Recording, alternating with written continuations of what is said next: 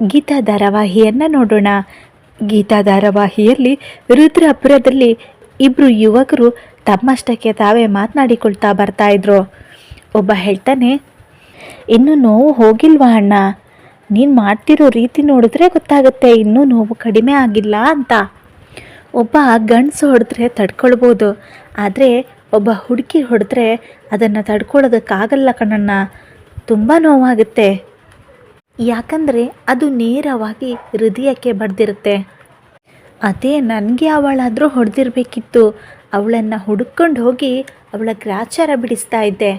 ಆದರೆ ನೀನು ಆ ಥರ ಮಾಡಲಿಕ್ಕಾಗಲ್ಲ ಕಣಣ್ಣ, ಯಾಕಂದರೆ ನಿಂದು ಪ್ರೀತಿ ಕಣಣ್ಣ.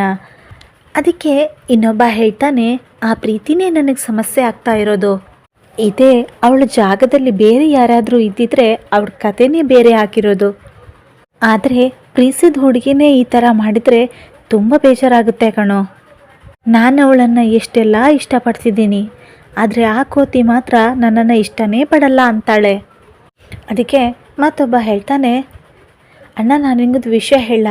ಈ ಹಳೆ ಕಾಲದ ರಾಜರಿಗೆಲ್ಲ ತುಂಬ ಜನ ಹೆಂಡತಿ ಅಂತಿದ್ರು, ಯಾಕೆ ಗೊತ್ತಾ? ಅದಕ್ಕೆ ಇನ್ನೊಬ್ಬ ಕೇಳ್ತಾನೆ ಯಾಕೆ ಅಂತ.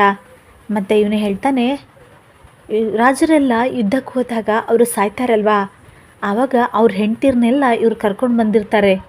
ನೀನು ಒಂದು ಕೆಲಸ ಮಾಡು, ನೀನು ಯುದ್ಧ ಮಾಡು ಅಂತ ಹೇಳ್ತಾನೆ.